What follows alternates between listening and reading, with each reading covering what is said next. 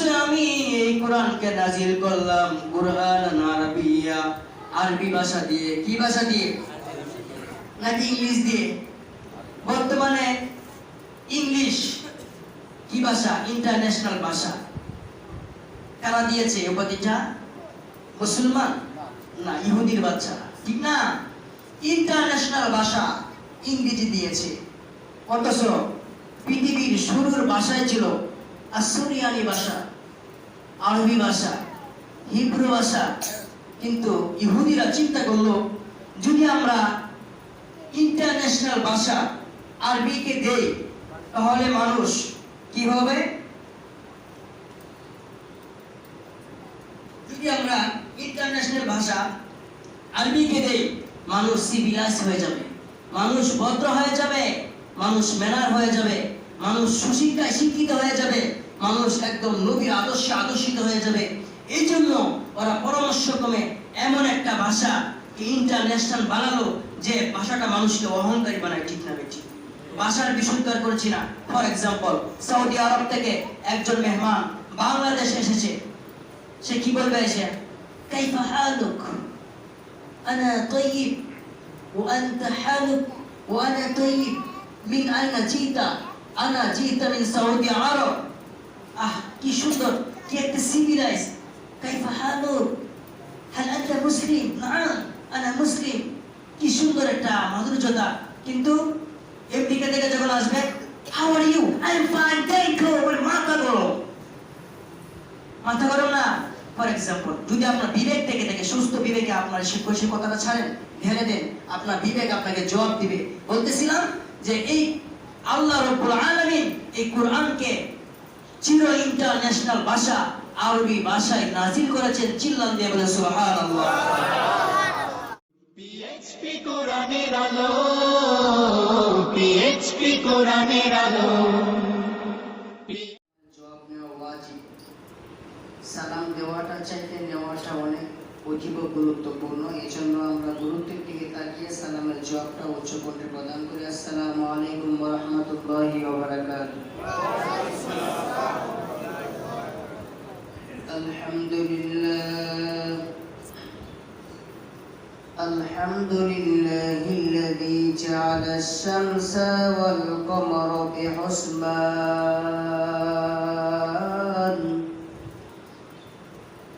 والنجم والشجر يسجدان وفضل زمانا على زمان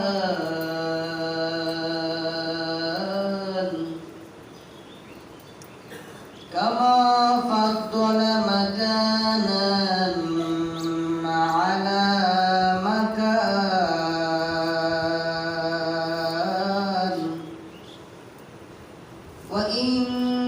وإنسانا على الإنسان.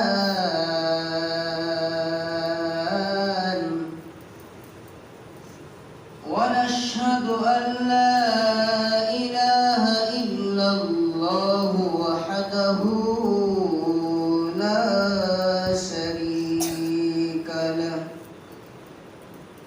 لا ضد له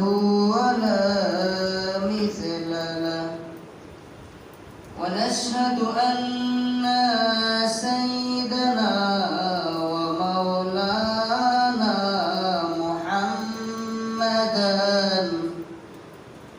محمدا عبده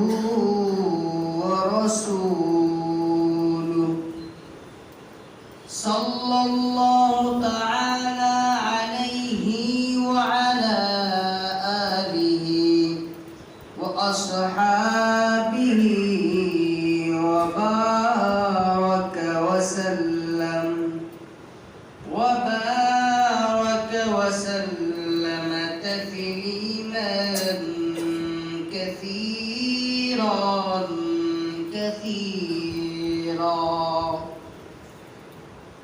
أما بعد، فأعوذ بالله بالله من الشيطان الرجيم بسم الله الرحمن الرحيم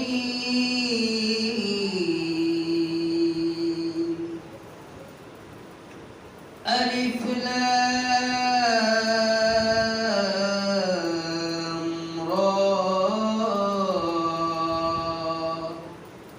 تلك آيات الكتاب المبين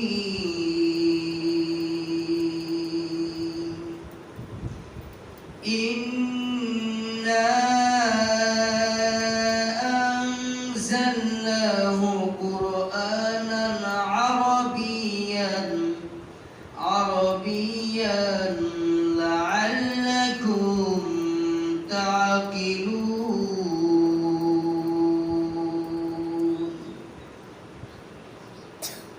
وقال تعالى في شأن حبيبه ومحبوبه ومعشوقه ومخبره وآمره يا أيها الذين آمنوا صلوا عليه وسلموا تسليما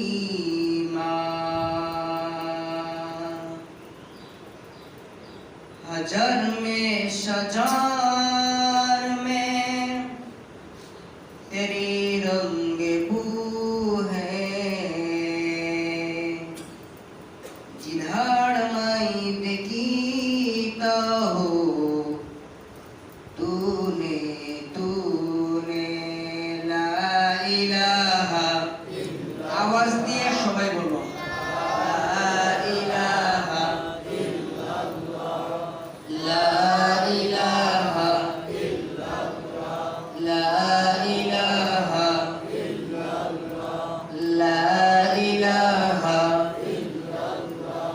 লা ইলাহা আল্লাহর জিকির করবে যারা আল্লাহর কাছে প্রিয় তারা আল্লাহর কাছে প্রিয় যারা জান্নাতে প্রবেশ করবে তারা জোরে লা ইলাহা লা ইলাহা লা ইলাহা লা ইলাহা হৃদয়ের জানালা খুলে দাও না হৃদয়ের জানালা খুলে দাও না প্রভুর প্রেমে কেন সারা দাও না প্রভুর প্রেমে কেন সারা দাও না লা ইলাহা লা ইলাহা লা ইলাহা প্রেমার ভালোবাসা শুধু তোমার শানে হয় তুমি ছাড়া অন্য কেহ এত আপন নয় লা ইলাহা ইল্লাল্লাহ লা ইলাহা লা ইলাহা লা ইলাহা ইল্লাল্লাহু মুহাম্মাদুর রাসূলুল্লাহ সাল্লাল্লাহু লক্ষ কোটি দরুদ ও সালাম সৈয়দুস সাকলাইন রাহমাতুল লিল আলামিন শফিউল মুসলিমিন খাতামুন নবিয়্যিন আশরাফুল আম্বিয়া হাবিবে কিবরিয়া রহমত আলম নবিউল আরব ওয়াল আজম জনাব সৈয়দুনা মুহাম্মদুর রাসূলুল্লাহ সাল্লাল্লাহু আলাইহি ওয়াসাল্লাম। অধ্যকার জুমার সালাতে উপস্থিত আল্লাহ পাকের আশিকিন জাকিরিন শাকিরিন মুরব্বিয়ান আওয়াম রব্বুল আলামিনের দরবারে লাখ কোটি শুকর ও সুজুদ এই মর্মে জ্ঞাপন করছি যে রব্বুল আলামিন আমাকে আপনাকে সপ্তাহের সেরা দিবসে ভূখণ্ডের সেরা জায়গায় বসে সেরা আলোচনা শোনার তৌফিক দান করেছেন। এই জন্য হৃদয়ের গহীন থেকে আসমান আর জমিন কাঁপানো আওয়াজ দিয়ে আল্লাহর দেওয়া জিহ্বা দিয়ে শরীরের সমস্ত শক্তি একত্র করে কণ্ঠস্বরে সমস্বরে একত্রে বলুন আলহামদুলিল্লাহ। আজকের টপিক, আজকের আলোচনার সাবজেক্ট হলো সূরা ইউসুফ এর তাফসীর। সূরা ইউসুফ এর তাফসীর। সূরা ইউসুফ সম্বন্ধে তাফসীর করতে হলে জেনারেল বেসিক কিছু আইডিয়া নেওয়া আমাদের দরকার। সর্বপ্রথম সূরা ইউসুফ, এই সূরাটি মহাবিশ্বের বিস্ময়কর গ্রন্থ কুরআনুল কারীমের সিরিয়ালের দিক দিয়ে এই সূরাটি স্থান পেয়েছে 12 নম্বর সিরিয়াল পেয়েছে। আয়াত সংখ্যা 111টি, রুকু সংখ্যা 12টি। কয়টি? 12টি। আর এই সূরাটি আল্লাহ রাব্বুল আলামিন মক্কার জমিনে নাজিল করেছেন, বিশ্বনবীর জন্মস্থান যেখানে মক্কা শরীফে নাজিল করেছেন। আমরা অনেকেই জানি যে রুকু আবার কি জিনিস। আমরা সূরা পড়ি, সূরার আয়াত সংখ্যা পড়ি, কিন্তু রুকু কেন দিল সেটা আমরা জানি না। রুকু এটা বিশ্বনবীর জামানায় ছিল না, সাহাবায়ে কেরাম সেটাকে সংযোজন করেছেন।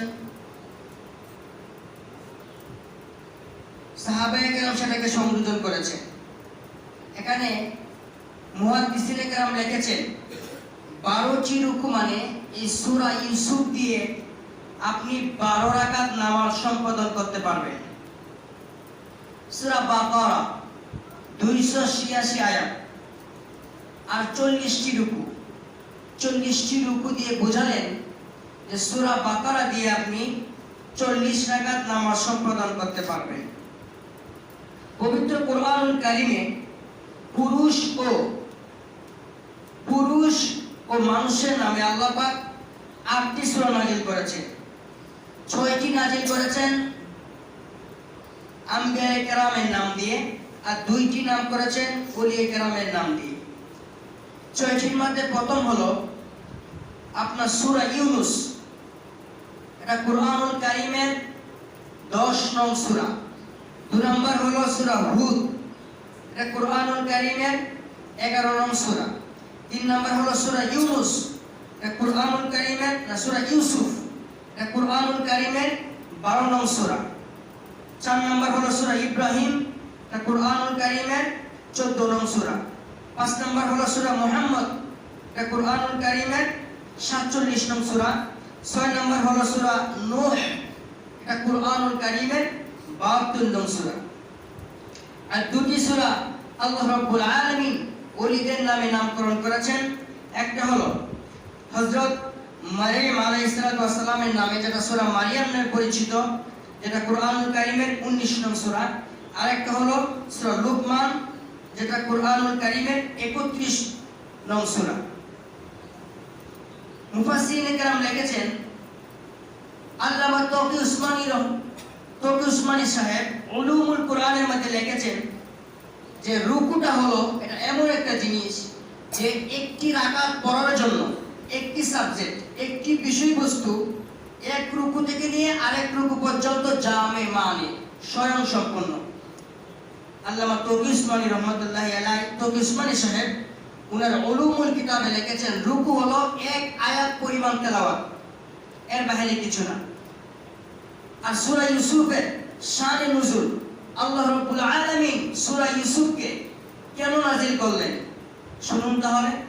তাফসীরে ইবনে কাসিরে রাইসুল মুহাদ্দিসিন হযরত ইবনে আব্বাস রাদিয়াল্লাহু আনহু থেকে বর্ণিত হাদিস, তিনি বলেছেন বিশ্বনবী সাল্লাল্লাহু আলাইহি ওয়াসাল্লাম আলোচনা বৈঠকে আলোচনা করতেছিলেন।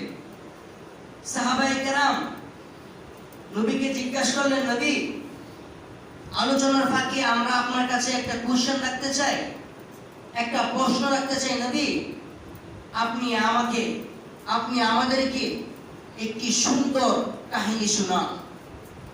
আল্লাহ রাব্বুল আলামিন তখন সূরা ইউসুফ নাযিল করলেন। চিল্লান দিয়ে বলেন সুবহানাল্লাহ। সূরা ইউসুফ আল্লামা সুয়ুতী রাহমাতুল্লাহি আলাইহি বলেছেন যে কুরআনুল কারীমে সবচেয়ে সুন্দর, মোটিভেশন, বিউটিফুল, সবচেয়ে সুন্দর, নাইস যদি কোনো সূরা থেকে থাকে, সেই সূরার নাম হলো সূরা ইউসুফ। আর ওই সূরাকে কুরআনের পরিভাষায় আহসানুল কসাস, তথা উত্তম, সুন্দর, নাইস, বিউটিফুল, সবচেয়ে মাধুর্যপূর্ণ একটা সূরা নাযিল করলেন। ওই সূরাটার নাম দিলেন সূরা ইউসুফ। চিল্লান দিয়ে বলেন সুবহানাল্লাহ।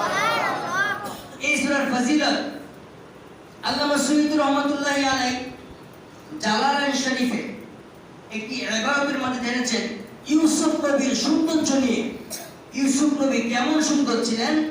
উতিয়া শাতরুল হাসান, ইউসুফ নবীকে আল্লাহ রাব্বুল আলামিন জগতের অর্ধেক সৌন্দর্য দান করেছেন। চিল্লান দিয়ে বলেন সুবহানাল্লাহ। উতিয়া শাতরুল হাসান, ইউসুফ নবীকে আল্লাহ জগতের অর্ধেক সৌন্দর্য দান করেছেন। বলেন সুবহানাল্লাহ।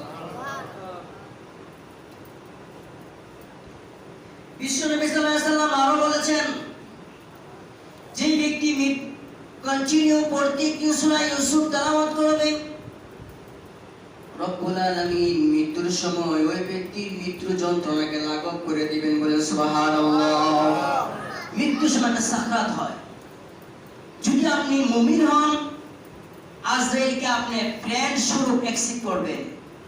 আর যদি আপনি গুনাহগার হন, কপাল পোড়া হন, তাহলে আজরাইলের সাথে আপনার সাক্ষাৎটা হবে ভয়াবহ।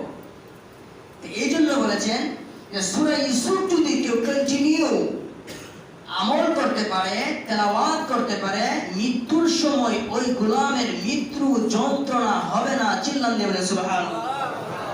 বিশ্বনবী সাল্লাল্লাহু আলাইহি ওয়াসাল্লাম আরো বলেছেন, যে ব্যক্তি বেশি বেশি সূরা ইউসুফ তেলাওয়াত করবে, রব্বুল আলামিন তার ভিতর থেকে ক্যান্সার নামক অহংকারটা দূর করে দিবেন। বলেন সুবহানাল্লাহ। অহংকার তো জাতিরে খাইছে নাকি? খাই নাই? অহংকার যদি আপনি সূরা ইউসুফ তেলাওয়াত করতে পারেন, আপনার মন সাদা মাটা হয়ে যাবে, কোনো অহংকার থাকবে না।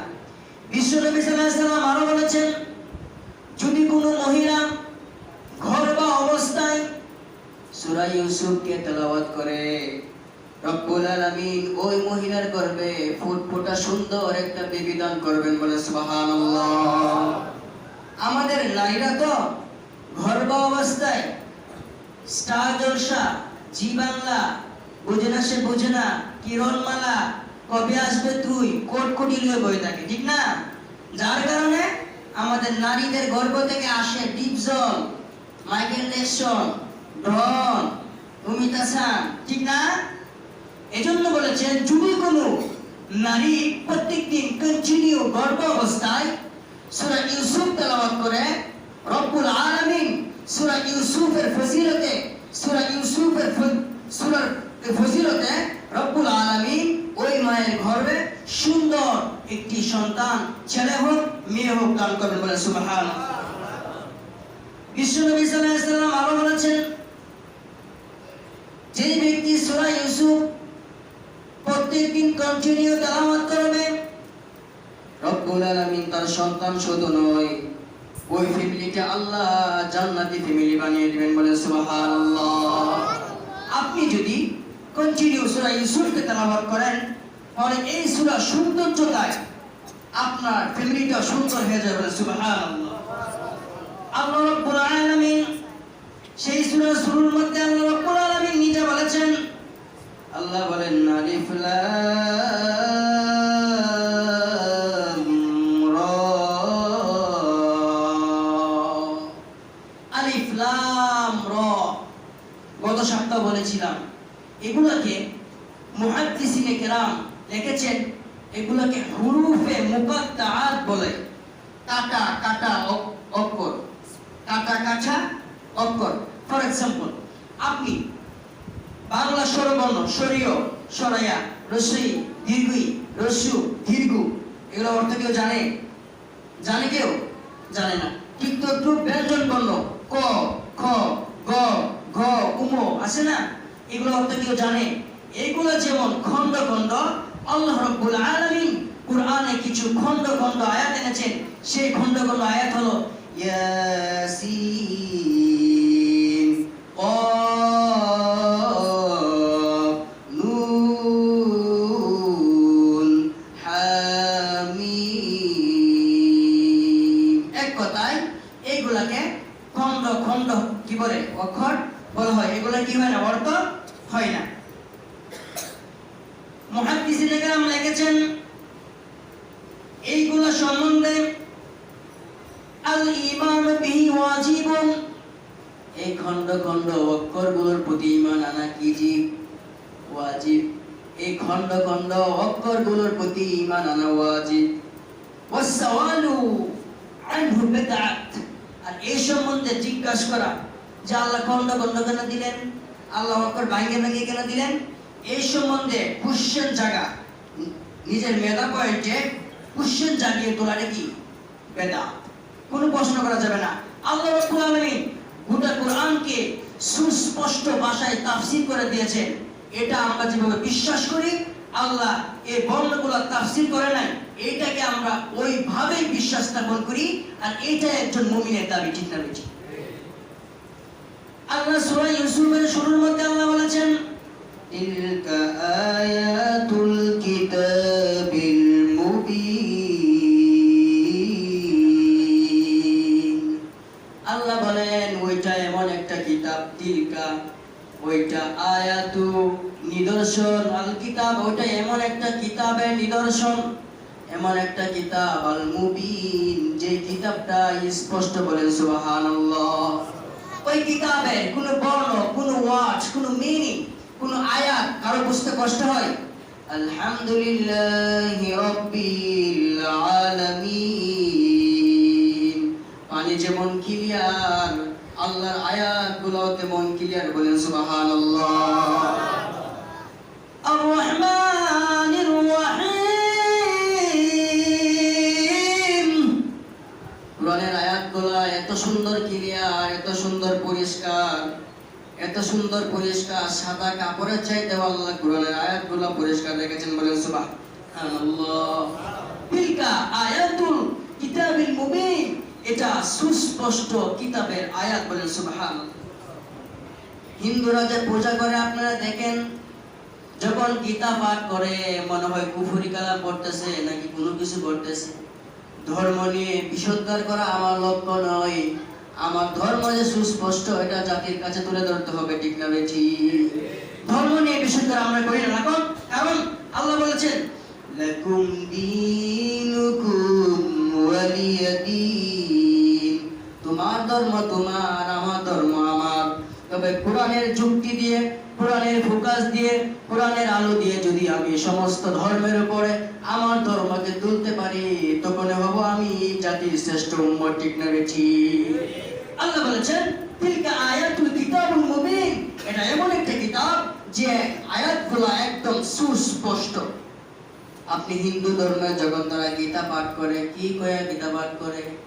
সদরং বগরং ডগরং, আহা কি কইতাছে আল্লাহই জানে। বিশুদ্ধ করা আমার উদ্দেশ্য নয়, কিন্তু বলতেছি তাদের যে ভাষাগুলো এটা কি অস্পষ্ট, এটা তাফসীর করতে হলে আরেকজন লোক পাশে রাখতে হবে, ঠিক না? কিন্তু আমার কোরআন যে পড়বে, যে ভালোবাসবে, কোরআনেই তাকে তাফসীর শিখিয়ে দিয়ে। বলে সুবহানাল্লাহ। আল্লাহ বলেছেন দ্বিতীয় আয়াতে ইন্না আনজালনাহু কুরআনান আরাবিয়্যান লাআল্লাকুম তা'কিলুন। আল্লাহ বলেন ইন্না আনজালনাহু, নিশ্চয় আমি এই কোরআনকে নাজিল করলাম কুরআনান আরাবিয়্যা, আরবি ভাষা দিয়ে। কি ভাষা দিয়ে? নাকি ইংলিশ দিয়ে? বর্তমানে ইংলিশ কি ভাষা? ইন্টারন্যাশনাল ভাষা। কারা দিয়েছে উপাধিটা? মুসলমান না, ইহুদির বাচ্চা, ঠিক না? ইন্টারন্যাশনাল ভাষা ইংরেজি দিয়েছে। অথচ পৃথিবীর শুরুর ভাষায় ছিল আসুরিয়ানি ভাষা, আরবি ভাষা, হিব্রু ভাষা। কিন্তু ইহুদিরা চিন্তা করলো, যদি আমরা ইন্টারন্যাশনাল ভাষা আরবিকে দেই তাহলে মানুষ কি হবে? যদি আমরা ইন্টারন্যাশনাল ভাষা আরবিকে দেই, মানুষ সিভিলাইজ হয়ে যাবে, মানুষ ভদ্র হয়ে যাবে, মানুষ ম্যানার হয়ে যাবে, মানুষ সুশিক্ষায় শিক্ষিত হয়ে যাবে, মানুষ একদম নবীর আদর্শে আদর্শিত হয়ে যাবে। এই জন্য ওরা পরামর্শক্রমে এমন একটা ভাষা ইন্টারন্যাশনাল বানালো যে ভাষাটা মানুষকে অহংকারী বানায়। ঠিক না বেঠিক? ভাষার বিশুদ্ধ করছি না। ফর এক্সাম্পল, সৌদি আরব থেকে একজন মেহমান বাংলাদেশে এসেছে, সে কি বলবে এসে? কাইফা হালুক, আনা তাইয়িব ওয়া আনতা হালুক ওয়া আনা তাইয়িব, মিন আইনা জিতা? আনা জিতা মিন সৌদি আরব। আহ, কি সুন্দর, কি একটা সিভিলাইজ।